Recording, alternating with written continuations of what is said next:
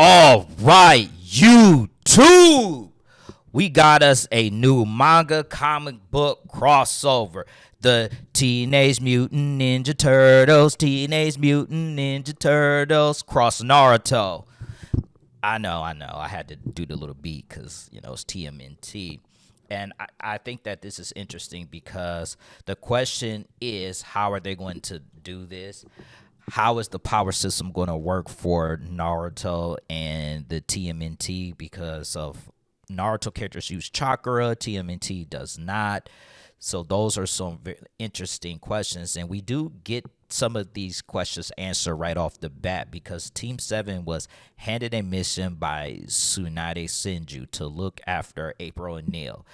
This is classic Naruto, and this is when they were about the ages of 12 to 13. I want to say with the story arc, it looks to be about 13. And Naruto does what Naruto does best, and he does something that annoys Sakura. Naruto is trying to help a turtle that had flipped on his back, where his questioning of the mission gets him knocked upside the head by Kakashi. But this is when the story gets unique because we see that April is from Big Apple Village. She tells them that the scientist by the name of Baxter Stockman was let go from the city's universities for reasons unknown. Baxter then reaches out to the press because he wanted to tell his side of the story. April meets up with Baxter where she is told that he was hired by the university to engineer machines. But Baxter, being arrogant, considered himself a polymath, spent the school budget on biological research instead of machines. This didn't make the school happy with Baxter, but he was obsessed with the potential military application of biomutation. All of this is made possible by his theoretical mutagenic compound that will be referred to as ooze by Stockman. Stockman dreamed of creating innately powerful super soldiers possessing the fiercest of traits between human and animals. He wants to control mutant ninja. And so this is like a callback to the turtle size of this crossover with Baxter Stockman because we know he becomes the Fly and all that. This gets Naruto and Sasuke to believe that this is dangerous, and if anybody who understands this the most, it would be Naruto. Naruto life was turned upside down when he became the Jinchuriki of the nine-tailed fox spirit. That is when Alopex shows up. But this takes place before she defected from the foot to the side of the turtles. We also get an appearance from Kurama in this chapter where he tells Naruto that she is something different from a fox spirit or even a mortal fox.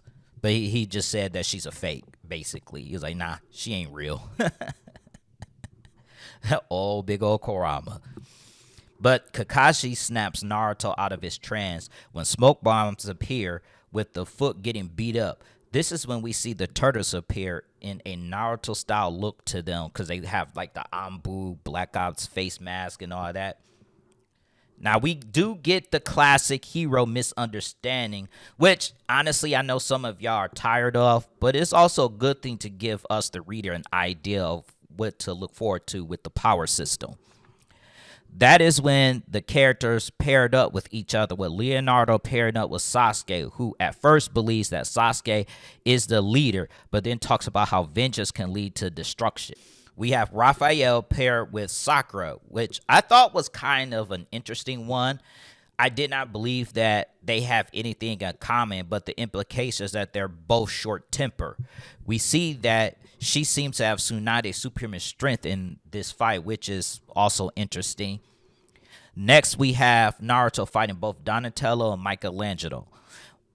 Naruto's skill set is perfect for a 2 versus 1 fight. He uses the shadow clone jutsu, except in this book, it is called the art of the doppelganger. Like, bro, y'all could have just kept that shadow clone jutsu instead of the art of the doppelganger, because that sounds terrible. Let me know in the comments section on what you think. Do you guys prefer shadow clone jutsu or art of the doppelganger? Next, we see Kakashi fighting Splinter, which is another amusing fight. Kakashi feels something is off with Splinter while they're fighting. We are back to the Sasuke Leonardo fight where Sasuke tells Leonardo that he is lecturing him about vengeance, but he fights like he wants it. Sasuke is not using his Sharingan yet, which is interesting because it reminds me of the first Naruto movie, where in that movie, he never used the Sharingan in that movie at all. And I was like, why he's not using the Sharingan? So that was crazy in the first movie. But Leo countered by telling him that they are not the same and that he can control his emotion to protect his brothers, unlike Sasuke, who tells him he don't have that problem. Usually, Leonardo does not seek for revenge, but for the sake of the story, I believe he's probably suffering from a great loss. So that's why he's looking for vengeance, because normally he doesn't do that. He's more of the calm, cool, collected character. But he did almost cut Sasuke in half. And that's when we go back to the Sakura versus Raphael fight where they complement each other because they were better than they thought. But Raph tells Sakura, even though she is strong, it is still not enough. They should have had Sakura use some form of genjutsu because that was her specialty, but they didn't. They just gave her the supreme strength in this one.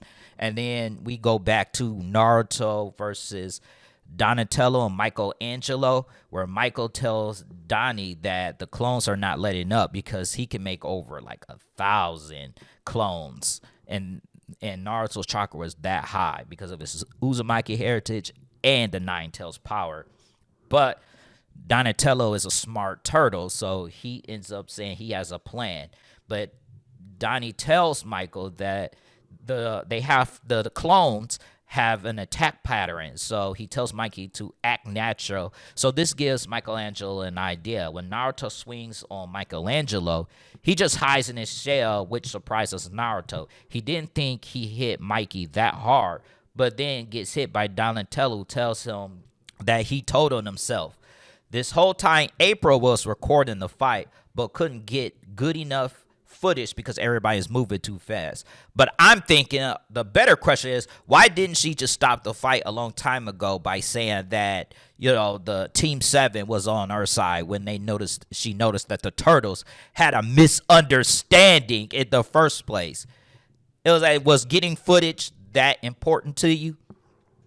But Splinter himself also decides to stop the fight and tells Kakashi that his shinobi rivals the turtle skill set.